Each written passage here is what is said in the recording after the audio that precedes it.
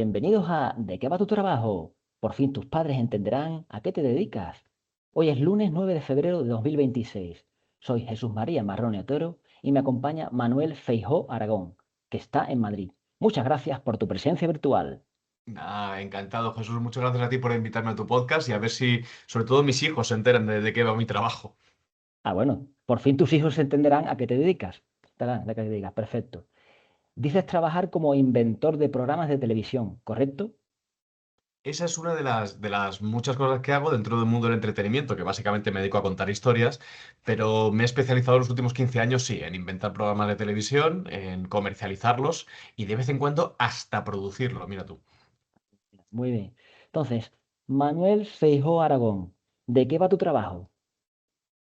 Pues básicamente eso. A ver, el mercado de la televisión no es un mercado grande, es un mercado pequeño a nivel nacional y a nivel global, pues ya evidentemente se ensancha, pero no deja de ser un sector en el que todos nos conocemos. Y cuando digo todos, digo todos. Entonces, mi trabajo es tratar de encontrar programas de televisión que se estén haciendo en el mundo y que tú puedas replicar en España, adaptar, replicar en España y que interese a un cliente, que a un cliente tenga una necesidad de tener un programa como ese dentro de su parrilla.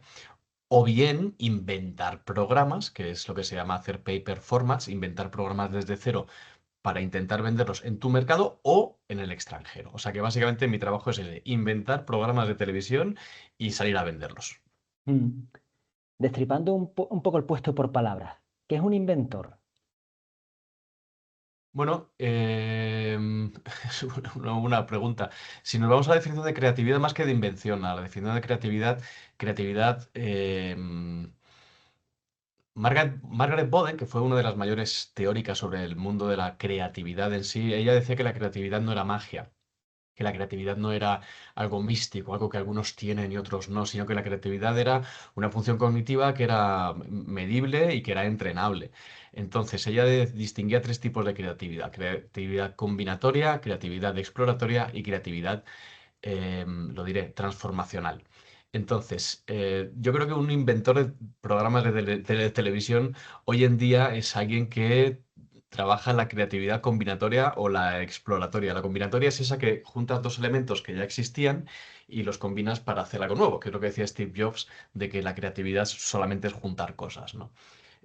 O exploratoria, que es decir, dentro de algo que ya conocemos, por ejemplo, dentro de un género que ya se conoce, como los concursos o el reality o lo que sea, vamos a explorar hasta dónde somos capaces de llegar, ¿no? Eso sería la exploratoria. Pues yo creo que me muevo ahí, en la creatividad Ujú. combinatoria o exploratoria, tratando de inventar, o sea, tratando de crear productos nuevos para un contexto y útiles para ese contexto y para ese mercado, ¿no?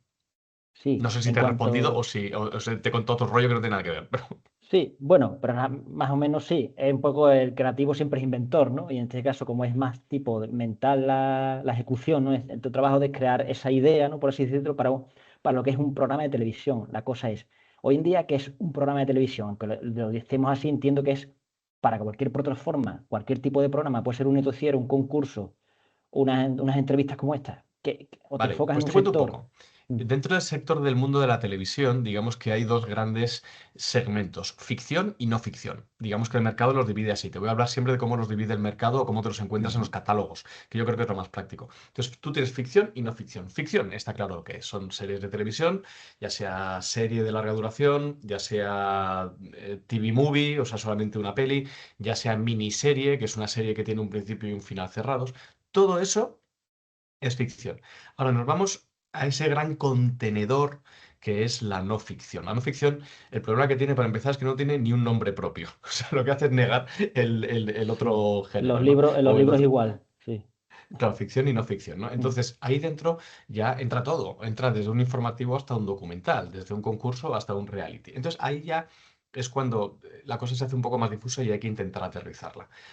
Dentro de la no ficción, claramente hay un segmento que es el documental. El documental es el documental.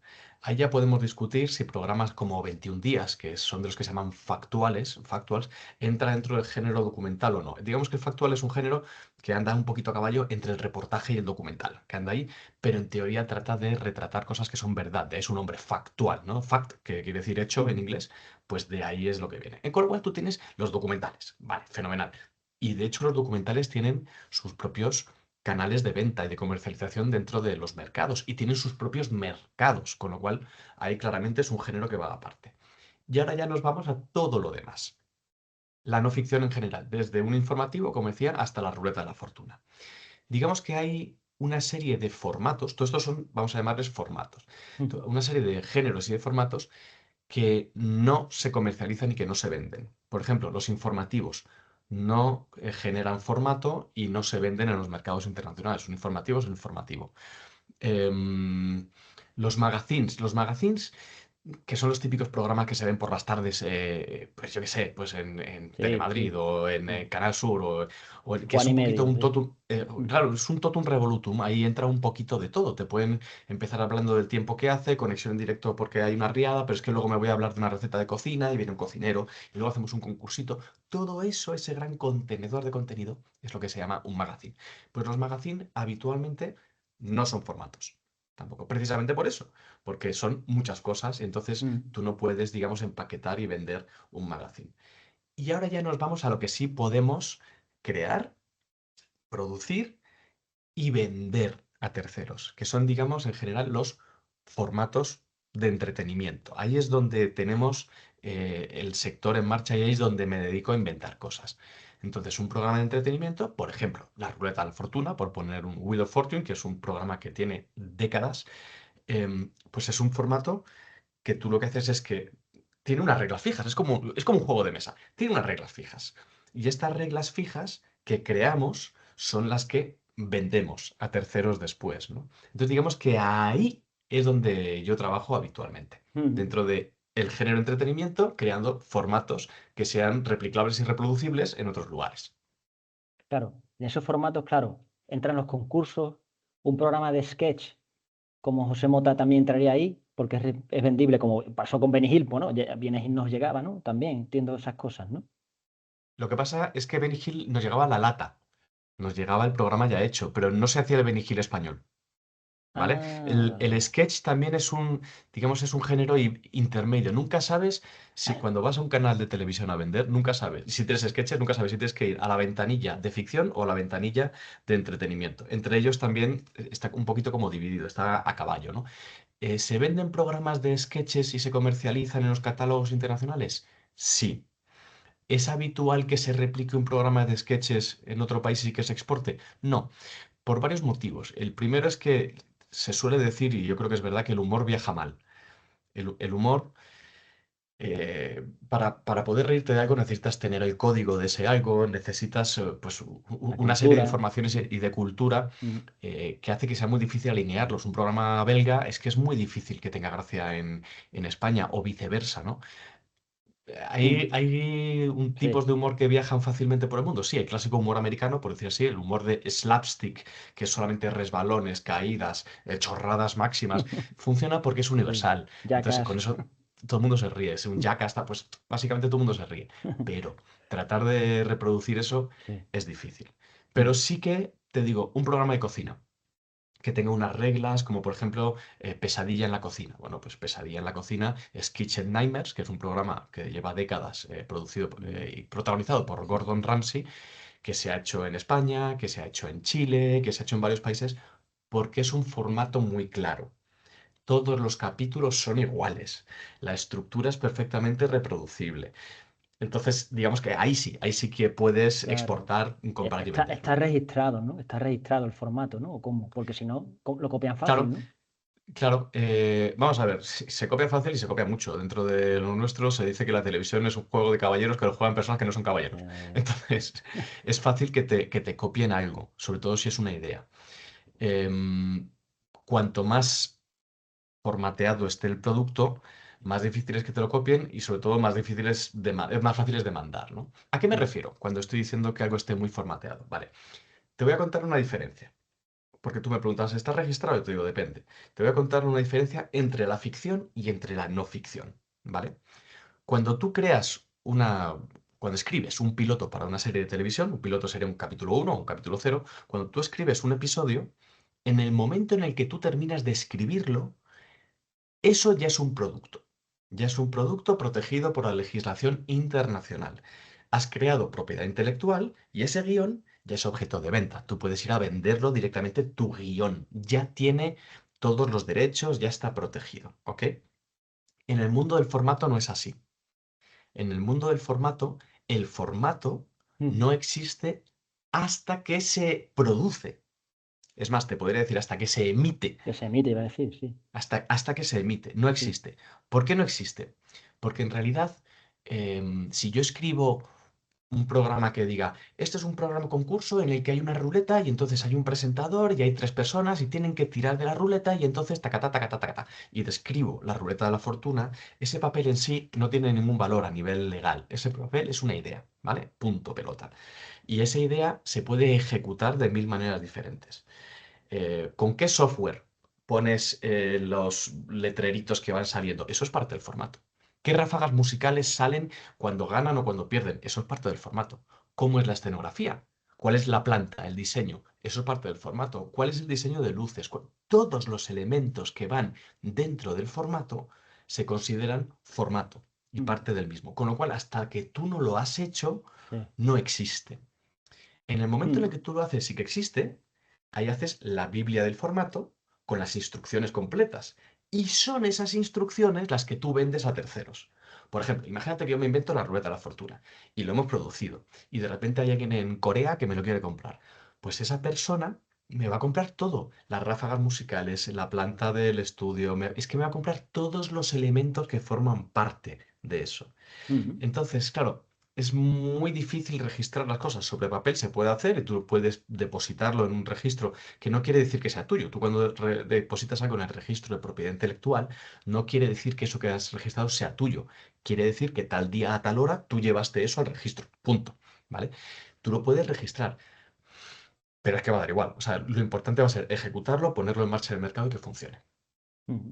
Hasta aquí te suelto un rollo, Sí, pero ¿se sí, se entiende? ha entendido perfectamente, sí, sí, sí. Muy Vale, te bien. voy a poner un caso, ¿vale? Para Sí, que veamos un gran caso de plagio que yo creo que es muy interesante. Lo voy a decir más o menos, ¿eh? Que igual se me escapa algún dato, pero cuando arranca Gran Hermano, año 99, 2000, por ahí, sí. bueno, es un fenómeno mundial, funciona muy bien y de pronto, ¡buah! El género de los realities estalla y se empieza a reproducir el programa, se vende el programa desde Países Bajos, que es el país originario del formato, al resto del mundo. Y parece ser que hay una productora o un canal de televisión en Brasil interesados por el formato. Entonces, bueno, pues Endemol, que creo que era John Demol, si no recuerdo mal, el creador del formato, el que lleva el formato a Brasil, empiezan conversaciones. Ah, bueno, esto está fenomenal. Pásame más información. Les va dando información, información, información. Tanta información les da que finalmente el canal no ejecuta el original, sino que hace su propia versión. Mm. Es lo que viene siendo un robo de propiedad intelectual. En otras palabras, tú has cogido y fusilas directamente todo, ya me has dado todo, me has desvelado la Biblia, así que yo ya cojo y ejecuto. Y le llaman a casa a los artistas. En lugar de llamarle Gran Hermano, que era con anónimos, en aquel momento no se había hecho Gran Hermano VIP, pues hacen a casa a dos artistas, que era lo mismo, pero con famosos. Y como era con famosos, ya no era el mismo formato. ¿De Sí. acuerdo? Entonces, van a juicio. En ese momento, pues los dueños del formato original van a juicio diciendo, nos han fusilado el formato, nos lo han copiado. La defensa del formato de los brasileños dice, no, porque no es el mismo formato. Y en esencia es verdad, no es el mismo formato porque en unos con famosos y en otras con anónimos. Pero el juez termina fallando a favor de John de Mol porque dice, el problema no es que haya famosos o no famosos, es que habéis fusilado, habéis utilizado todo lo que hay detrás, Claro. la forma de ejecución, la forma de realización, los diseños de los decorados. Ahí está el plagio. Y Mm. entonces en ese caso se demuestra y en ese caso el juez falla a favor del demandante. Pero no es sencillo que Sí, terminen fallando a sí, favor del demandante. interesante. Sí. Entonces, explica un poco tu día a día en este aspecto de cuando inventas un programa. ¿Tú te sientas y empiezas a inventar o cómo es el proceso? No, a ver, puedes hacer las dos cosas. Puedes, digamos que hay varias metas para que tú te pongas a trabajar, porque si no sabes para dónde vas, lo normal es que no vayas a ningún lado. Entonces, por una parte, saber que existe evidentemente una necesidad en un cliente, en algún canal, oye, pues sabemos que, y eso lo puedes detectar tú o lo puedes preguntar a ellos. Lo ideal es que lo detectes tú, pues que tú vas viendo las audiencias y tú vas viendo los DAFOs. Los DAFOs es las debilidades y fortalezas de los canales. Entonces hay informes y hay consultoras que te dan informes que dicen, oye, pues mira, este canal empieza muy bien la mañana, pero luego de las 2 de la tarde a las 6 de la tarde tiene un hueco que está haciendo aguas. O oye, este otro canal le funciona muy bien los martes por la noche y los viernes, pero es que el resto de la semana pincha. Pues tú ya sabes que ahí hay oportunidades, porque el cliente tendrá una necesidad. Bueno, pues ahí empiezas a investigar y a explorar. Y hablas con el cliente. Y ahí es cuando empieza mi trabajo, decir, vale, ¿qué le podemos ofrecer a este cliente para que intente levantar a su audiencia y tener más público en ese hueco? Esa es una vía. La otra vía es, ahora mismo empieza a haber cada vez más certámenes y más concursos de proyectos dentro de los mercados internacionales y son muy divertidos. O sea, tú vas con un proyecto, haces un pitch, o sea, haces una venta de unos 7 minutos aproximadamente delante de un jurado internacional, lo juzgan, oye, y si te llevas premio, ¿qué estás haciendo? Intentar que tu idea vaya escalando, ya no venderla en España, sino que la idea, como de pronto se lleva un premio, que exista una repercusión y algún cliente diga, oye, a mí me interesa, pero algún cliente australiano, belga o de donde sea, diga, oye, esa idea me interesa, que yo tengo un cliente que no sé qué, no sé cuánto está. Entonces, esa es otra ventana para la que trabajar. Y a mí me gusta mucho esa porque puedes explorar cosas nuevas. Digamos que no estás constreñido a las reglas de tu mercado solamente, sino que dices, mira, disparo al mundo entero, que igual a alguien le gusta. Y ahí dentro de esa línea, con Icen, la productora, pues tuve la fortuna de ganar, por ejemplo, en Londres, ganamos en Londres el Content London, que es un festival súper prestigioso, junto con Eric Marodón y Arantxa Sánchez, que desarrollamos un formato llamado Black Cards y tuvo un interés brutal. Y en España hemos ganado en muchos concursos, ¿no? Entonces, bueno, pues enredar en un sitio o en otro es lo que me dedico. Y con respecto al día a día, pues depende del momento en el que estés haciendo tu formato, ¿no? Pero lo primero es explorar, pues como en cualquier proceso. Investigar, explorar, ver mucha tele de muchos países diferentes para después poder inventar algo y salir al mercado a venderlo. Mm. Entonces sacas tus ideas un poco de tu creatividad, pero también de ver lo que sucede en muchos países y tal, y dices, esto puede ser replicable, por ejemplo, en España o en Chequia, al revés, ¿no? La creatividad es juntar cosas, entonces tú lo que tienes que hacer es llenar tu cabeza de cosas para poder juntarlas, básicamente. Y después, evidentemente, tú te puedes inspirar en algo, por supuesto, como todos nos inspiramos en todo, es así como crea el ser humano, pero tienes que hacer tuyo y tienes que hacer tu propia versión, tener tu visión diferente para poder aportar algo nuevo. ¿Tus allegados te bombardean con ideas absurdas o geniales? No. No, No, no, para nada, para nada. Que va, que va, que va. No, no, porque no, bueno, igual hay quien dice, mira, esto puede ser una buena idea, pero sí. habitualmente no. No, no, Eso es como si te dedicas a diseñar coches y te preguntan, ¿y tus allegados te sí, alimentan con ideas para...? Bueno, pues yo qué sé. Pues depende, pero no, no, no es lo habitual. sí. Oye, qué importante es hoy en día para un programa la interacción con el espectador, con el móvil, las etiquetas de redes sociales, el formato vertical, no sé.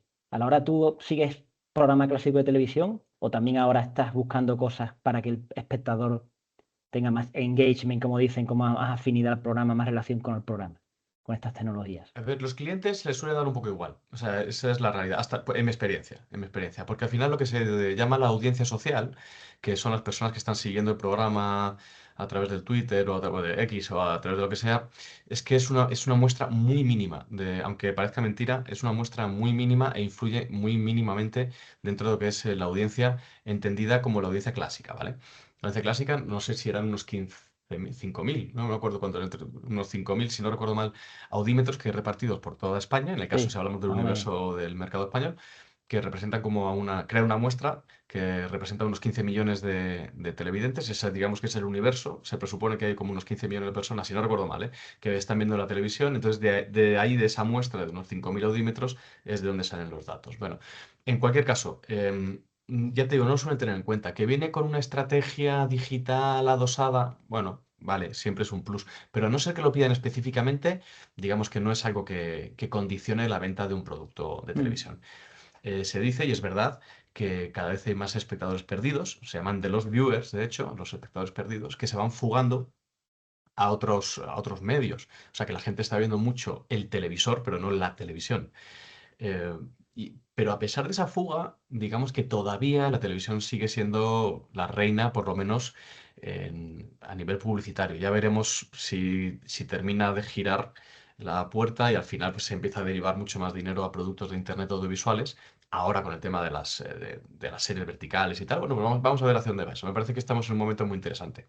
Sí, yo creo que pues pasa un poco como la prensa. Todo el mundo dice, sí, pero si sale en un blog en el País Digital, digo, sí, pero tú qué quieres salir en el País Digital o en la portada del País de prensa, ¿no? Pues lo mismo en el programa, Mm. en el telediario de la uno o en el noticiero que ha hecho yo, por ejemplo, ¿no? Claro, ¿no? Esa es Es la que al relevancia, ¿no? final El el estatus. impacto que tiene, sí, exacto, el impacto que tiene, sobre todo en la televisión, a ver, ¿dónde está derivándose más público? Sobre todo en la ficción. La ficción la gente se está acostumbrando desde hace tiempo con las plataformas a consumirla cuando quiero y donde quiero. Gracias a mi móvil y gracias a que esté a la carta, ¿no? Pues es verdad que, por ejemplo, te pongo un ejemplo. Sueños de Libertad es la serie que está teniendo más audiencia ahora mismo en España. Es una serie diaria, se emite en Antena 3 después de los informativos y congrega a cerca de 1,5 millones de espectadores diariamente, que es una barbaridad, frente al televisor, diariamente. Es una serie de 50 minutos. Bueno, pues además de ese 1,5 millones, hay unos 200.000 o 300.000 que ven la serie en la plataforma de Antena 3 en diferido. O sea que tú tienes tu audiencia, pero fíjate, para que veamos las magnitudes, tú tienes 1,5 millones en directo viendo la serie con la publicidad y con todo, teleconvencional, y tienes a 300.000 personas que lo están viendo en diferido. Es mucha gente que la ve en diferido, pero no es tanta gente como la que la ve en directo, ¿no? Entonces, Sí. bueno, para ver un poquito la Ujú. comparación. Pues digamos que ese es el tipo de producto audiovisual, la ficción, que más está teniendo esa derivada a plataformas, etcétera. Lo que son eventos en directo, y cuando te digo eventos en directo, te digo un informativo, un partido de fútbol, las Olimpiadas, o te digo Gran Hermano, es un evento en directo, todavía tiene el arrastre para congregar a la gente gracias a la fuerza que tiene el aquí y ahora. El Claro, aquí y el ahora sigue teniendo mucha fuerza y sigue siendo una cita para que la gente se siente frente al televisor. sí, sí. ¿Cómo es tu proceso de filtrar tus primeras ideas? ¿Cómo algo que pienses que pueda funcionar, que no se lo consultas a alguien de confianza? No, a ver, solemos trabajar en equipos, entonces tú sueles trabajar, o sea, tú puedes ir desarrollando algo, vete desarrollando esto, pero después te vas a juntar con un equipo y vas a pelotear las ideas. Y ahí es donde viene el contraste y es donde viene la riqueza, ¿no? Ahí es donde te alimentas. A ver, una vez que tú... Es muy importante conocer los límites de lo que vas a crear. Yo creo que los límites para la creatividad son estupendos, porque te ayudan a potenciar dentro de esos límites. O sea, que si tú a mí me dices, necesito un concurso de bajo presupuesto para un canal autonómico, tengo un presentador y tengo un decoradito y no sé qué, fenomenal. Yo ya con eso con esos límites, yo ya sé todo lo que no puedo hacer. Y ahora mi pregunta es, ¿qué puedo hacer con lo que tengo, con estos juguetes? Y ahí es cuando comienzo a jugar. Entonces, digamos que mi filtro son los límites que te pones, o los límites, si no te los pone el cliente, ya te los pones tú, para que no se te vaya la cabeza, porque hay que inventar algo que se pueda vender. Porque si no, ¿para qué lo inventas? Entonces tú mismo lo dimensionas. Digamos que el mejor filtro es el presupuesto. A partir de ahí ya, más o menos cuánto dinero tenéis, y a partir de ahí ya empiezas a hacer así con la cabeza. Claro. ¿Y cómo influye lo políticamente correcto? Porque siempre hay polémicas que dices, oye, pues este programa ahora mismo no porque nos van a tildar de alguna etiqueta algo negativa. ¿Cómo pensáis en eso también a la hora de desarrollar el programa? Entiendo, ¿no? Claro, tú tienes, claro, por supuesto, tú tienes que saber qué compra el cliente, pero eso se ve viendo su parrilla. Viendo la parrilla del cliente, tú ves lo que compran y lo que no compran, y hasta dónde quieren llegar y hasta dónde no quieren llegar. Entonces, tú ella, a ver, cuando vas a una reunión con un cliente, tú puedes llevar, tú imagínate que tiene una necesidad y tú llevas tres propuestas. Dos propuestas van alineadas y una subes un poquito el potenciómetro también para ver hasta dónde llega el cliente, hasta dónde está dispuesto a apurar o no apurar, ¿no? Con respecto a su audiencia y a las directrices que tiene, ¿no? Dentro del canal. Hay cosas que sabes que son muy difíciles de vender en España a pesar de que estén, de que el proyecto sea bueno. Mira, hay un formato, este es británico, que se llama ¿cómo se llama? Meet the Family, que es un juego de palabras entre conoce a la familia, meet, que sería Meet, y meat de De carne. carne, sí. Vale, entonces, ¿de qué va este formato? Este formato se ha hecho en Inglaterra, Meet the Family. Se han hecho 3 episodios. Se han intentado hacer en más países, creo que no lo han logrado vender. A mí me vinieron a venderlo y dije, es que este no me lo van a comprar. Es un programa que lo que trata es de concienciar sobre el consumo, digamos, racional y lógico de carne, de pollo, etcétera, ¿no? Pero ¿cómo lo hacen? Lo hacen de una forma un poquito radical. Cogen una familia que consuma mucha carne. Tú imagínate una familia que consuma muchísima carne de vaca, ¿de acuerdo? y les dan como mascota pues un ternerito, ¿vale? Y el ternerito va a estar 3 semanas con la familia. Mientras que ese ternerito está 3 semanas con la familia y los niños lo alimentan y se convierte en parte de la familia, por otra parte, al padre o a la madre o a ambos se los llevan para que vean cómo es la ganadería intensiva, eh, si en su país, si en el país donde se está haciendo se cuida bien a los animales, se los llevan a un país donde sea donde no se cuida bien a los animales y donde hay maltrato animal. Digamos que les resetean un poco la cabeza para decir, mira, mira de dónde sale tu hamburguesa, ¿vale? Mm. Para que ellos tengan así la cabeza tal. Y luego vuelven y a las 3 semanas la familia tiene que tomar una decisión. Uno, o volverse vegetarianos, o dos, esto sigue Comerse, funcionando, ¿no? Sí, o sí, volverse vegetarianos, o comerse o ahí. en el caso de que se vuelvan vegetarianos, cogen al ternerito y lo envían a un santuario de animales donde vivirá su vida de ternero y de vaca hasta que se muera, o zamparse al animal. Sí. En cuyo caso se llevan al ternerito y entonces a los días viene empaquetado. Que tú no veas la llorera, los niños, ¡ah! Este es el Claro. ternerito. Entonces, digamos que a mí me parece un poco radical. O sea, entre Sí, tocar la trompeta y estar callado, igual hay un término medio, ¿vale? sí, Igual puedes decir, oye, pues consumimos menos carne o solo los fines de semana, yo que sé, de sí, alguna sí, manera. pero Entonces, ahí. este formato, que se podría considerar muy polémico, políticamente incorrecto, y te pueden saltar tanto asociaciones de ganaderos en contra como el otro lado también muy a favor haciendo ruido, o vete tú a saber, o sea, se puede Sí, montar fácilmente polémica. Este es un formato que sí se ha hecho en Inglaterra, sí se ha intentado vender. A mí me han dicho los distribuidores, hombre, podemos cambiar y modular un poquito el final, ¿eh? Digo, sí. bueno, pero que es un ejemplo de programa que no se ha vendido en España, a pesar de que está muy bien hecho, muy bien formateado y que tiene un componente educacional, porque no decimos ni tanto ni tan calvo, ya igual puedes regular tu ingesta de carne de alguna manera que sea buena para ti y beneficioso también para, bueno, para el ecosistema, ¿no? En general. Pues Sí. bueno, pues eso es un ejemplo de programa que no ha Me, traspasado fronteras precisamente por la polémica que puede llegar a generar, ¿no? A mira, nivel televisivo. sí, me ha recordado otro, no sé si lo conocéis, es Naked Attraction, que es como Sí, sí, atracción se ha hecho en desnuda. España.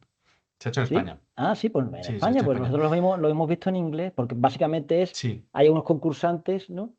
Y alguien tiene que elegir a otra persona y están desnudos, pero Mm, se va viendo primero los tobillos, después las partes en medio del cuerpo y siempre desnudos. Y van avanzando y descartando a personas. Sí, pues no sabía que en sí. España se había hecho. Este lo Mm. hizo, sí, lo puedes ver en Movistar Plus o en Ah, Prime mira. Video. Creo que sí, si no recuerdo mal, sí, sí, sí. Y lo presentó Marta Flich, sí, que lo estoy viendo por aquí, si no recuerdo mal. Mm. Exacto. Sí, sí, se hizo en España. No Ah, sé qué mira, tal ¿no? funcionó. Y mira, habitualmente, para tú saber si un programa funciona o no funciona, la clave está en ver si ha renovado o si no ha renovado. Porque en televisión convencional tienes las audiencias. Y las audiencias, tú puedes discutirlas o no, pero es un buen indicador de que un programa ha funcionado y que se debería renovar, ¿no? Porque el público, pues, genera atracción. Pero en plataformas no hay audiencias. Habitualmente las plataformas no sueltan los datos. eh, Ah, mira, es interesante eso. difícil. Y claro, ¿por qué también? Pues porque no tienen la necesidad. Ellos viven de la suscripción, no viven de la publicidad. Entonces tú, como vives de la suscripción, tú no tienes que hacer públicos tus datos. Bueno, por ahora, ¿no? Porque ahora están metiendo publicidad, o sea que puede cambiar las Exacto, reglas. por ahora. Si empiezan ya definitivamente a meter los payrolls de publicidad, etcétera, pues entonces sí que vas a tener que hacer públicos tus datos porque si no el anunciante dice, a ver, pero ¿cuánta gente me va a ver? Claro, por Entonces, ejemplo, sí, sí, sí. entonces el único indicativo, nada, para rematar, el único indicativo para saber si un formato ha funcionado o no ha funcionado es sencillamente, ¿ha hecho más temporadas? Sí, pues ha funcionado. Ya está, Claro, no claro. tiene más. Sí, por comentar rápidamente, por ejemplo, Amazon ahora te lleva a su página de productos de Amazon, un poco, dice, "Ah, buena idea, Prime, no sé qué". Pero el otro día otra Claro, tiene todo HBO te sentido. lleva al cine, dice, lo estrenan en el cine, pero yo, no yo ya estoy perdiendo, yo creo que nos estamos perdiendo un poco también los espectadores, porque no sé si van a anunciar eso en su propia plataforma o ya es directamente en el cine, no sé, un poco raro, no sé.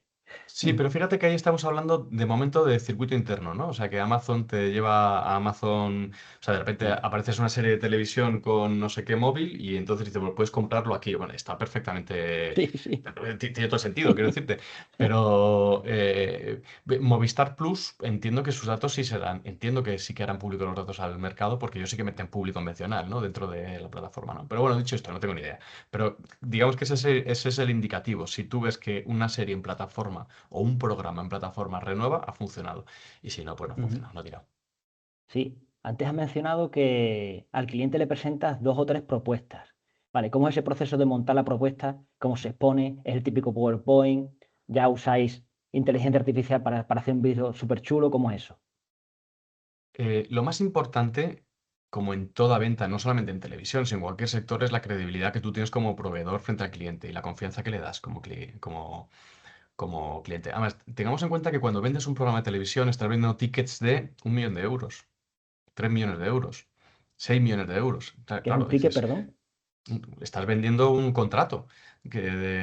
Si, por ejemplo, te pongo un ejemplo, un programa tipo Grand Prix, el Grand Prix del Sí, verano, famoso programa sí. de verano, pues ¿qué puede costar por episodio? Me lo invento, pero estará por ahí unos 300.000 o 400.000 euros por episodio, ¿no? Tú ponte más o menos. Entonces, pongamos que son 300.000. Si hago 10 programas, es que son 3 millones de euros. Entonces yo le estoy vendiendo un ticket al cliente de 3 millones de euros. Aquí lo más importante no te digo lo más importante, pero sí más importante que el propio producto es la credibilidad que tú tienes de poder hacerlo con excelencia. De que ese producto que yo te estoy vendiendo y por el cual te estoy cobrando 3 millones de euros va a Ah, estar bien hecho. Entonces, eso es lo primero. Entonces, cuando llegas a un cliente, tienes que tener por lo menos una credibilidad y si a mí se me ocurre una idea de un género que no he tocado nunca, imagínate que yo nunca he hecho concursos y llego con una idea de un concurso, por lo menos que vaya de la mano de un socio que sí los haya hecho y le dé la credibilidad al cliente. ah, Entonces, eso ya facilita, evidentemente, la conversación. Un formato puede ser desde sencillamente lo hablamos hasta tener un proyecto. Lo normal es tener un dossier en el que en el dossier tú tengas la propuesta completa de cómo es. Por completa no te digo hasta la última línea de presupuesto, de hecho, no hace falta llevar el presupuesto, pero sí la idea creativa. Este programa se llama así, está basado en esto, mira, se ha hecho en estos países, ha funcionado fenomenal, en el caso de que sea algo importado, ¿no? O las reglas son estas, primero pasa esto, es un presentador que hace esto y lo otro, o sea, tú explicas toda la creatividad dentro del proyecto. Es, digamos, como un impacto publicitario. ¿Vale? Digamos mm, que es un dossier publicitario. Entonces, digamos que le hace tirín al cliente y el cliente dice, oye, me gusta esta idea, igual puede tener sentido dentro de mi canal y con el problema que tengo que arreglar, que es arreglar, yo qué sé, las tardes, ¿no? Hazme un presu. Entonces, ahí es cuando haces el presupuesto, porque tú no sabes realmente muchas variables. Tú no sabes si el canal te va a poner sus platós o no. Tú no sabes si el canal te va a poner lo presentador o no, porque los presentadores muchos vienen con contrato en el canal. Tú no sabes muchas cosas antes de hacer el preso. No sabes cuántos episodios quiere y tampoco sabes de qué duración. En función de los episodios que quiera, yo voy a tener un presupuesto u otro, porque no es lo mismo, digamos, construir un decorado y amortizarlo en 10 episodios que en 100. Digamos que hay muchas variables. Entonces, a partir de ahí ya empiezas a trabajar y ya empieza el peloteo de te mando el preso. Entonces, ya manda el presupuesto. Oye, me gusta, te voy a pagar un desarrollo. Entonces, igual el canal se implica y dice, pongo un dinerito para que lo desarrolles. ¿Qué quiere decir desarrollarlo? Que ese dossier publicitario que tú has llevado crezca y ya tengas a un equipo contratado y que ya hagas el diseño del decorado y ya, digamos que sigas alimentando ese dossier y que vaya creciendo, creciendo, creciendo. Y si ya está muy clarísimo, entonces el canal te da la luz verde, haces un piloto y a ver si sale adelante, ¿no? El proyecto. Digamos, mm. esto es un poquito el proceso. Sí, antes comentado que aparte de innovar en esa creación del programa en sí, estás incluso haciendo un poco de producción ahora. Porque normalmente tu trabajo terminaría ahí a la que se vende, ¿no? Y si ya se vende el programa, ya ahí entran otras personas, el productor, no sé, el director, no sé cómo va. En el momento en el que el programa se vende, lo primero que haces es contratar equipo. Entonces, ahí ya se activa todo y porque evidentemente un profesional lo primero que necesita saber es de cuándo a cuándo voy a currar y cuánto me vas a pagar. Entonces, en el momento en el que ya se activa la producción del programa y lo primero es montar equipo, que es como lo solemos decir, ¿no? Entonces, a la hora de montar equipo, el canal sí que va a tomar decisiones clave. Hay mucho equipo que tú puedes contratar sin el canal, pero si hay puestos clave, por ejemplo, yo qué sé, si es una serie de televisión, pues ¿quién va a ser el coordinador de guión? ¿Quién va a ser el productor ejecutivo? ¿Quién va a dirigir? ¿Quién va a ser el director de fotografía, ¿no? El iluminador. Bueno, pues todas esas decisiones sí que las tomas con el canal. Pero otras muchas, ¿quién va a ser el eléctrico o el equipo eléctrico o quién va a ser el equipo de carpintería? O sea, las tomas tú y se presupone que tú tienes el expertise como para contratar a las mejores personas disponibles para realizar ese proyecto. Entonces, en mi caso, hay veces que he entrado a formar parte del equipo una vez que se ha vendido el programa, yo qué sé, pues Magic Manía, que es un programita que hice Disney. Bueno, lo hicimos en la productora y luego lo vendimos en Francia, en Israel, lo vendimos en España en Disney Channel y en Netflix. En ese programa era un programa muy sencillito en el que yo me encargaba de escribir, dirigir, actuar y producir el programa junto con otros compañeros. O sea que la producción ejecutiva, digamos que yo tenía varios roles ahí dentro, ¿no? Y hay otros que sencillamente pues lo he vendido y chao, y me pongo con otra cosa que hay que seguir vendiendo, ¿no? Entonces, bueno, en función de las Mm. necesidades del equipo, del dinero, pues entras con un rol o con otro. ¿Y el contrato viene posible renovación del contrato si se alcanzan X métricas o algo así? ¿O depende ya, queda en el tejado Si no recuerdo del mal, contrato? no suelo revisar muchos contratos con Canal, pero habitualmente antes sí que, digo, hace unos años sí que se hacía. O sea, decías, oye, por encima de esta métrica, concebida en esta audiencia, renovamos y por debajo te tiro el programa.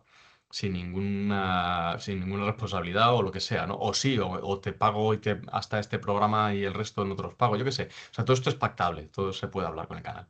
Ujú. ¿Sueles acertar vaticinando el éxito del programa? Eh, Es muy difícil. La televisión es un sector en el que el 80% de los proyectos que se estrenan no renuevan. El 80% más o menos, ¿eh? O sea que 8 de cada 10 productos nuevos no se quedan. Se prueba y ya está, y se desecha. Ya tuvo su vida, tuvo su ciclo de vida, probó y no tiró. Entonces es realmente complicado vaticinar si algo va a funcionar o no. Si este negocio fuera predecible, el Banco Santander sería el mayor productor de cine y de televisión de España, y no lo es, ¿eh? Mm. Entonces siempre se ha dicho que es un negocio en el que nunca sabes, pero no solamente la televisión, el teatro, el circo, todo lo que es espectáculo. Sí. Hay una frase en teatro muy curiosa que es, ponte tú que una función de teatro funciona muy bien en una ciudad, se la llevan a otra, funciona muy bien, se la llevan a otra, funciona muy bien, con el mismo cast, o sea, el mismo reparto, la misma función y con la misma cartelería. Y a otra muy bien, y llegas a otra y pinchas, no viene nadie. Y te dicen, ¿qué ha pasado? Y la respuesta es que no han venido. Pues no lo sé, no lo sabemos. Entonces, ¿cuántos episodios más o menos se tienen que poner para saber si el programa va a tener tirón o no? ¿Sabéis ya el primer segundo decir, vale, métricas buenas, malas, según el primer segundo episodio, esto va a ir bien o mal? O no se sabe, hay que esperar 5 o 6. A ver, eh, nunca sabes. O sea, que hay productos que han empezado muy flojos, luego han renovado y han terminado tirando y reventando. Y hay productos que han empezado muy fuerte y que se han hundido. Nunca sabes. Hombre, el primer episodio suele ser un buen indicador de si hay interés o no. Si el público en un principio le interesa o no, a priori, ¿no? Y después, a partir del segundo o tercero, ya empiezas a ver tendencia, de alguna manera. Pero ya te digo, es que nunca sabes. Mira, Mm. compañeros, que fue una serie que hice yo del 98 al 2002 en Antena 3, la primera temporada fue un desastre. O sea, no alcanzaba los... Bueno, un desastre, que hoy en día sería una audiencia altísima, pero en aquel momento no. Entonces, no alcanzaba los estándares como para renovar en condiciones. Digamos que había funcionado, pero no. O sea, era un poco desastre. Entonces, sí que el canal le dio una oportunidad a la productora para que renovara. Y poco a poco fue subiendo y se terminó convirtiendo en la serie más vista de España, pero vamos, con mucha diferencia, eso arrasaba. Solamente nos movió de nuestro sitio Gran Hermano. Cuando llegó Gran Hermano 1, la primera temporada de Gran Hermano, que fue un bombazo, ¡fua! Nos Sí. desplazó. Mm. Pero ya estuvimos, con lo cual, hombre, esto es como todo. Tú sí puedes decir, pongo un restaurante, lo abro, llevo una semana, no ha venido nadie, ¿qué hago? ¿Lo cierro ya? No Mm. sé, después de todo el esfuerzo que has hecho montando el restaurante, pues igual le puedes dar una oportunidad. Yo qué sé, cambia el nombre, cambia un poco el menú, revisa los precios, haz algo, ¿no? Pues en televisión es un poco igual. Después de todo el esfuerzo que supone montar un equipo, montar unos decorados, montar lo que sea, pues desmontarlo ahí ya está en la mano del canal que diga, oye, sí, mira, prefiero pararlo o vamos a intentar reformar aquí y aquí a ver si damos con la tecla, ¿no? De alguna manera. Sí, y hablando de pararlo, ¿te han cancelado alguna vez algún programa justo antes de emitirse o a los primeros 2 episodios? Así súbitamente. Sí, sí, sí, sí. Y a quien no le haya pasado esto es que no trabaja en este sector. Hicimos una serie en Argentina, por ejemplo, llamada Tres o Multitud. A ver, hubo un momento cuando llegó el default de Argentina, cuando llegó el Corralito, en el año 2002 fue el Sí, Corralito, bueno. en el que de pronto ir a grabar a Argentina pues era muy barato, porque por la diferencia entre el euro y el peso, pues salía la cuenta ir a grabar allí. Antes era imposible porque era un peso, un dólar y era caro, pero era barato. Entonces había una serie llamada Son Amores en Argentina, que fue una serie de televisión diaria que funcionó como un tiro. Y desde aquí, desde España, pues se propone ir a grabar la versión española de esa serie a los platos argentinos y con el equipo técnico argentino. Oye, pues ya que tenemos esa serie que es un éxito y ya que la saben hacer allí, entonces viajamos desde España a un equipo de unas 30 personas que básicamente éramos guionistas, actores y dirección. O sea que el equipo artístico. ¡Buah! Sí. Nos vamos para Buenos Aires con el objetivo de grabar la versión española de Son Amores, que se iba a llamar Tres o Multitud aquí en España. Entre otros con Jaime Blanch, con Sonia Castelo, con Emilio Linder, con una serie de actores fantásticos, Víctor Ullate, Rodolfo Sancho, Cristina Peña, Alexander Jiménez. O sea, fuimos un buen reparto para allá, ¿no? Yo estaba ahí trabajando de guionista y de actor, estaba con las dos cosas. Entonces nos vamos para Argentina, empezamos a rodar la serie. Cliente vino a ver la serie, en ese momento era Telecinco, vieron que no les iba a encajar, o no sé qué lo que vieron, pero vieron que la cosa no iba a tirar bien, y digamos que la serie, que en principio se iba a emitir a las 3 de la tarde en septiembre, que las 3 de la tarde es un segundo prime time, por decir así, es un momento en el que hay mucha gente viendo la tele, decían que no. La serie se suelta o se emite en julio y a las 4 de la tarde. Entonces es una forma de decir, mira, en este producto tal y como está quedando, no confiamos, vamos a irlo soltando a ver qué pasa. Y en efecto, nada, grabamos 35 episodios, ahora íbamos a grabar 100, grabamos 35 y en el capítulo 15 levantaron la emisión directamente. Mm, mm, mm. Pero bueno, que es habitual, ¿eh? O sea que Sí, puede suceder, lo hemos visto hacer, lo vemos siempre. De repente un programa que se estrena con muchísima publicidad, con muchísimas ganas, lo estrenan y el episodio 2 chao, no ha respondido. Entonces, mm, bueno, se suele ver. Yo prefiero que siempre, si es posible, que haya un poquito más de paciencia, pero bueno, supongo que los que deciden tienen sus motivos para decir, no me encaja, mm, prefiero pararlo y meter una peli de vaqueros que me cuesta cero pelotero antes que seguir gastando en esto, ¿no? mm. Llegamos ahora al rincón del espectador, una sección del programa donde las decenas de seguidores pueden formular sus preguntas.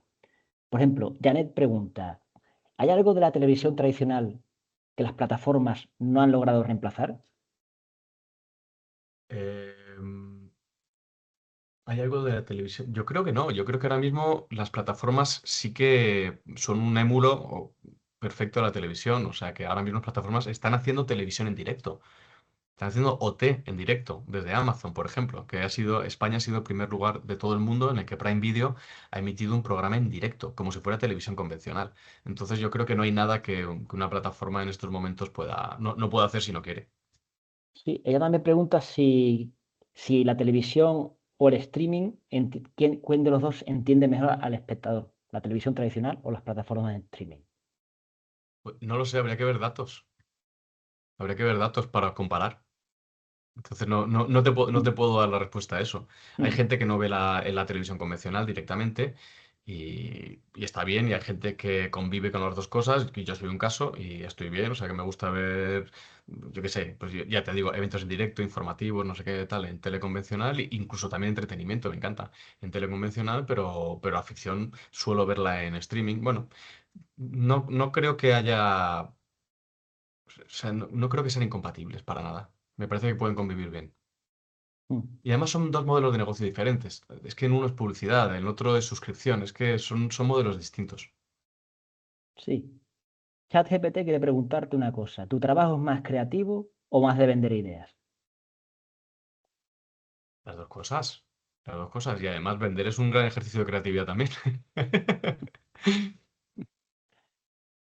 ¿Algún mito o cosa que desconozcamos de este oficio? Eh, no lo sé. ¿Qué mito desconoce? ¿Qué quieres saber, Jesús? Bueno, claro, por ejemplo, yo lo que quiero saber es que muy bien, yo por ejemplo puedo inventar un programa, claro, pero para mí la clave sencillamente es los contactos, ¿no? Decir cómo llego yo a vender, a quién le vendo yo un programa, ¿no? Eso sería como, no la creatividad, sino, vale, yo tengo un programa que es muy la leche, ¿a dónde voy a venderlo?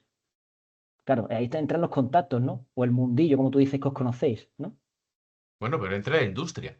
Es como decir lo que te decía antes. Tú imagínate que digo, me he inventado un coche. Yo aquí en mi casa. Lo he dibujado. ¿Irías a venderlo a la fábrica de la Ford? ¿A que no? Pues esto es lo mismo, lo que pasa es que da la sensación muchas veces de que como a todos nos vienen ideas de que esto es lo mismo. Me he inventado una cosa, ¿qué voy a Antena 3 a venderla? Bueno, pues espera. Espera. Pues, evidentemente hay sitios donde vender las cosas, hay mercados donde vender las cosas, existen productoras que se dedican a producir y a vender. O sea que evidentemente existen unos canales para comercializar, pero Yo, a ver, ¿qué recomendación le podría dar a una persona que dice, oye, tengo una idea para un programita de televisión y quiero salir a venderlo? Lo primero es que te preguntes para quién es. ¿Para quién es? ¿Es para un canal generalista? ¿Es para una plataforma? ¿Es para quién es? Entonces, una vez que sepas para quién es, imagínate que dices, tengo un concurso y es para televisión en abierto. Pues entonces, ¿cuál es tu trabajo? Saber quiénes son los proveedores de ese tipo de producto para los canales. ¿Qué productoras hacen concursos? Porque esas productoras que están haciendo concursos tienen la confianza del cliente final para que les compren, ¿sí o no? Entonces, yo puedo ir con un concurso a una productora que hace documentales, pero es que a esa productora no le van a comprar eso. Normalmente. Normalmente. Tú tienes que ir a sitios que hacen concursos. Y que, o sea, si yo vuelvo a lo del coche. Si yo dibujo un coche, no voy a ir a una fábrica de lanchas a motor. Coño, pues iré a la de los coches y iré a distintos lugares que me digan esto está bien, esto está mal, esto ya lo tenemos en catálogo, esto ya lo intentamos vender, esto tal. Yo qué sé, que te den información, ¿no? A ver, es muy complicado, pero se puede. Pero es muy complicado que vengas con una idea brillante y que funcione, pero sobre todo porque desconoces el mercado. O sea, hay Mm. tantísimas ideas en el mercado todo el tiempo. Como bien dice un amigo mío, Eric Marodón, que es un brillante creativo de televisión, que está en París, él dice, da igual la idea que se te ocurra, que en 6 meses hay un coreano o un belga que la han hecho. Y es verdad. Y esto es verdad. Te pongo un ejemplo muy tonto para que veamos que las ideas están en el aire. Te lo digo sobre todo porque muchas veces cuando una persona que no es del oficio tiene una idea, se cree que es su hijo. Y entonces la protege y la mima y la copia y que no se la copia. Perdón, y la protege y que no se la copien. Y tú dices, "Ya, pero es que con esta idea va a haber 7.000 millones". Mira, por ejemplo, en mi caso, llega la pandemia. Y entonces ya no se podían hacer grandes concursos de televisión, grandes talent shows musicales. Y digo yo, "Ay, si existe alguna manera de hacer un talent show, pero desde tu coche". Entonces tú imagínate que tú llegas a un gran autocine, como si fuera un autocine, ¿no? Mm. Gigantesco. Y entonces tú llegas con tu coche y entonces hay una ventanilla, pues como en el McDonald's, que se abre y pide la comida. Sí. ¡Buah! Que es el casting. Entonces se abre la ventanilla y tú cante, por favor, y tú desde tu coche, pase Mm. el casting. Muy bien. ¡Bum! Y entonces aceleras y te pones, o te echan o entras en el parking. Entras en Mm. el parking y en Sí. tu parking hay un montonazo de coches preparados para hacer tu talent show desde tu coche. Cuando te toca, coges el coche, vas a un escenario frente a todos los demás coches y cantas desde tu coche. O sea, era una idea para hacer un talent show divertido, pero aislado. Entonces, cantas, oye, ¿qué ha funcionado? Pues la gente te pone así las luces y eso es un aplauso. Que no funciona, y te echan. Entonces, bueno, pues decíamos, ay, qué divertido, qué gracioso, tal cual. Y digo, venga, va, pues me voy a poner a desarrollarlo. Comenté a una productora en la que trabajaba, en Icen, y a ver si esto funciona. Muy bien. Y lo primero que haces que es ver si alguien lo ha hecho antes, que ese es un ejercicio que hay que hacer. Lo primero, cuando tienes una idea, es, ¿alguien lo ha hecho? Si lo ha hecho, ¿cómo lo ha hecho? ¿Le ha funcionado? ¿No le ha funcionado? ¿Se puede mejorar? Bueno, entonces, ¿qué hice? Me puse a buscar y en efecto esa semana se estrenaba en Corea karaoke, que se llama karaoke de no sé qué. Y era exactamente lo mismo que a mí se me había ocurrido. Con lo cual dices, mira, las ideas están en el aire y las ideas es juntar cosas de alguna manera. Entonces, si eres una persona que no eres del oficio pero quieres entrar, la recomendación es vete poco a poco, acude a los mercados, acude a las productoras, vete escuchando, ten muchas ideas, miles de ideas, o sea, nuestro trabajo es tener continuamente ideas para intentar venderlas, porque para mí la mejor idea no es la más brillante, es la que se vende. Esa es la mejor. La Mm. mejor idea es la que se vende, porque si no, está bien como hobby, pero poco más. Claro. Por cierto, ahora que hay, por ejemplo, en YouTube mucho vídeo aficionado y tal, también te Mm. nutres de ahí y ves algo que hace alguien y dices, oye, esto puede llevarse un platero de televisión y tal. ¿O alguna vez sucede, sabes de esas cosas? ¿O eso es más difícil? Sí, es más difícil, pero de repente Mm. puedes ver alguna mecánica en alguien o algún algo, incluso también colaborar con ellos, claro, en un momento dado es algo que es muy interesante. Habitualmente en YouTube lo que funciona no son las mecánicas ni son los formatos. Es más, cuando se han hecho formatos de televisión para YouTube, el público lo rechaza, por lo que he visto, ¿eh? Sí. José Elías, si no recuerdo mal, produjo un talent como para directamente digital y estaba demasiado televisionado, era demasiado de televisión. Entonces el mercado eso lo cuenta él, el mercado se lo rechazó, ¿no? De alguna manera. Mm, Entonces ambos son audiovisuales, pero yo creo que tienen poco en común. Tienen poco en común. mm. ¿Qué disfrutas menos de este oficio y qué es lo que más orgullo te da? No, disfrutar menos. A mí me parece muy divertido, o sea que yo lo disfruto todo y lo que más orgullo te da es verlo en pantalla, cuando por fin una idea que habéis parido ahí entre varios, de pronto ya la ves y dices, ¡guau, qué guay! Entonces, digamos que eso es lo mejor, pero lo mejor es ver que funcione, que el público lo vea y que aplauda, eso es ese es el mayor reconocimiento, decir, ¡ay, qué guay! Que esto que hemos hecho funciona y a la gente le gusta, le entretiene, le divierte, ¿no? Que era el objetivo. Mm. Hablando de esa tensión que se genera con si va a funcionar o no, esa frustración, ese estrés, ¿cómo lo manejas? ¿Piensas cada poco en decir, mira, ya está, me dedico a otra cosa más tranquila o te ves en estos hasta que te jubiles?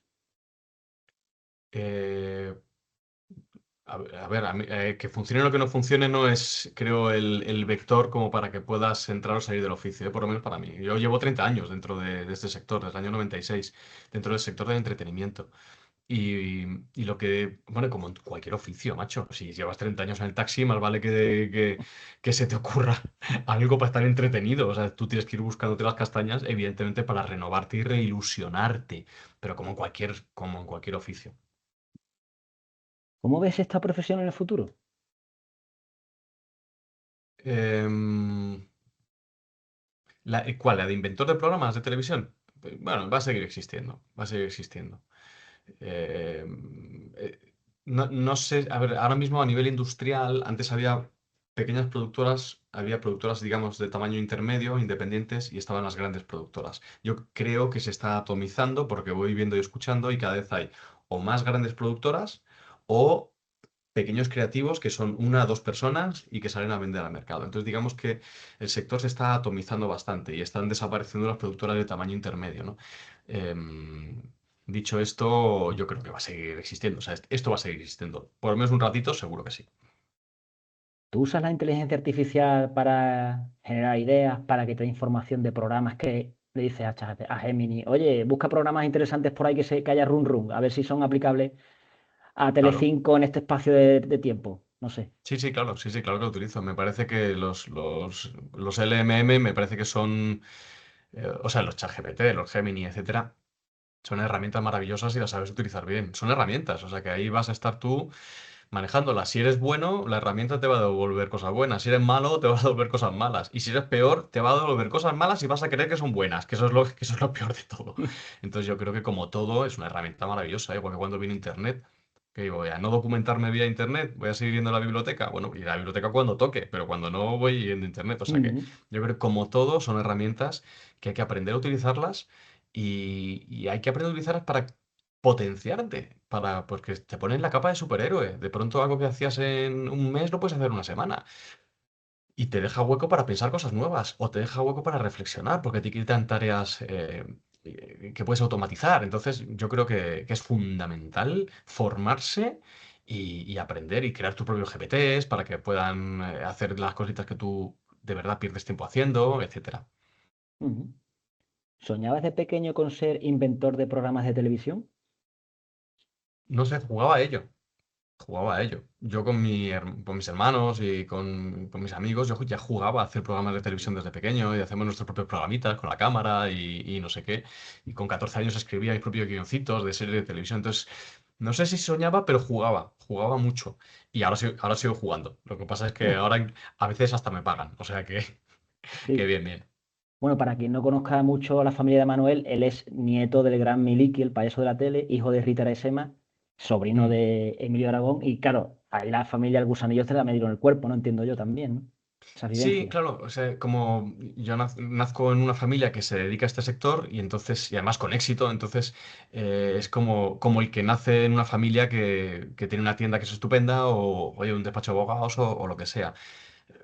Te nutres de lo que hay alrededor, te gusta, te divierte, ves que ahí puede haber algo y dices, bueno, pues entro a trabajar aquí, ¿no? También podría haber ido por otro lado, pero en este caso sí que, por supuesto, dices, si hubiera nacido en una familia que se dedicara a otra cosa, ¿me hubiera dedicado a lo mismo? Pues igual no, muy probablemente no, pero digamos que aquí estoy. Por cierto, ¿hay algún tipo de estudio para esto, para ser inventor de programas de televisión? ¿Qué tiene que estudiar uno? ¿Cómo te formaste tú? Empieza cada vez a haber más estudios, cada vez más talleres, cada vez más másteres, cada vez más especializaciones para enseñar el tema de los formatos. Digamos que el tema del mercado de los formatos es relativamente nuevo, no es nuevo, pero es relativamente nuevo. Entonces, pero vamos, que sí que existen universidades que tú puedes estudiar, qué sé yo, comunicación audiovisual y luego un máster de esto, de guión para programas de no ficción. Bueno, pues eso existe a día de hoy. Yo me formé ensayo y error. O sea, en mi caso fue ensayo y error. Y muchas ganas. Muchas ganas. Y mucha persistencia también, ¿no? Entiendo. Por Sí, mucho sí, que sí, si sí, no te mucha funciona, sigues, ¿no? Y claro. Hombre, lo normal es que te digan que no los clientes. O sea, el no es lo normal. Entonces, tu trabajo es obtener el no cuanto antes y saber por qué. Para poder seguir trabajando la propuesta si crees que tiene interés o desecharla e ir a por otra, ¿no? De alguna manera. Entonces, En- sí, hace falta pero vamos, como en cualquier otro sector con el mundo de la venta, hace falta resiliencia y decir, oye, mira, esto es lo que hay, acepto el no y sigo trabajando y sigo y sigo y sigo. Pero yo creo que lo más importante si quieres vender un producto de televisión, algo de entretenimiento, o una serie o un documental, es uno, creer en ello, como en cualquier proyecto de emprendeduría, y dos, saber que no vas de la línea A a la línea B, sino que va a haber un montón de curvas por en medio y que en algún momento igual llegas y vendes, ¿no? Entonces yo creo que lo apasionante es el proceso. El proceso de invención, de venta, de tal, es apasionante. Luego, una vez que produces, empieza otro proceso, pero igualmente apasionante. Pero digamos que lo importante es eso, la pasión. Yo creo que la pasión sería muy importante. Has dicho una cosa interesante, que cuando te dicen que no, o sea, tú quieres saber por qué no, ¿no? Porque eso te Sí, es muy ayuda. importante, claro. Claro, claro, claro. No, pero ¿por qué? ¿Qué es lo que le ves? No, veo esto, claro. Y de repente, si dos o tres clientes te dicen lo mismo, pues ya está. Ya tienes el feedback claro. Entonces yo creo que tu trabajo es saber por qué no.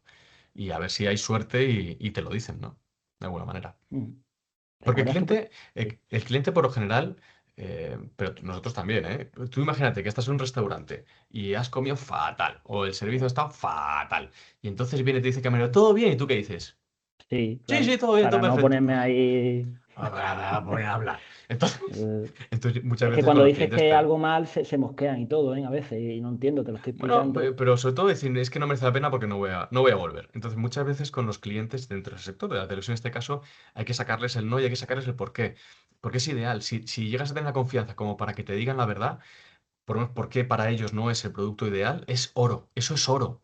Eso es oro. Llévatelo y trabaja a partir de ahí. ¿Recuerdas tu primer día de trabajo? Uf, no, pero porque empecé a trabajar con 9 años. Entonces, con 9 años yo formaba parte de Miliki y Rita, tenían una compañía que era Miliki, Rita y compañía. Entonces, dentro de esa compañía había un montón de niños y yo era uno de los niños que ahí bailaba y cantaba. Y entonces ahí empecé a aprender los fines de semana un poquito el oficio y el respeto por el oficio y la seriedad del oficio del espectáculo, ¿no? Y después, más tarde, tuve una sección en el programa Superguay, en Telecinco, que lo llevaba Milky Rita, pues ahí tuve una sección con Lara de Miguel de baile y después, yo qué sé, es que he venido trabajando siempre. Con 15 años hacía magia por ahí, por pueblos y por empresas y tal, entonces digamos que no lo recuerdo, mi primer día de Mm. trabajo. Sí. Porque creo que la primera vez que salí en televisión yo tenía 6 meses de edad, Ah, que mira, muy bien. fue en un especial de los payasos, sí, en un sketch de la canción de Llega la Navidad con sabor de mazapán, la canción de los payasos, en el año 77. Ahí salí yo en una ventana se abría y estaba mi padre y mi madre, y estaba yo con 6 meses ahí.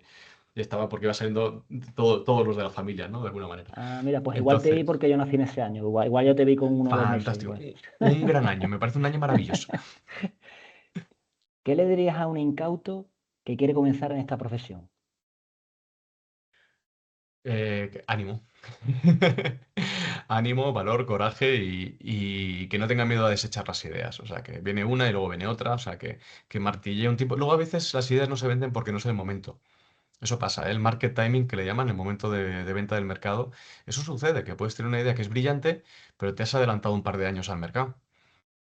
Eso pasa, Mm, ¿eh? Y luego llega 2 años después y alguien vende lo mismo y dice, joder, pues lo mismo que intenté vender yo hace 2 años. Ya, o sea que, pero eso pasa también. No pasa sí, nada, hay que seguir y hay que seguir. sí, eso pasó con Facebook. Aquí había una red social que era de eso, de contactos antiguos en España y tal. Y yo, de hecho, contacté con algunos, pero no pegó. Y 2 o 3 años después pegó Facebook, que era más o menos lo mismo, ¿no? Y dices tú, bueno, mala suerte para el primero. Sí, a veces pasa, ¿eh? Pero pasa en todos los Mm, sectores.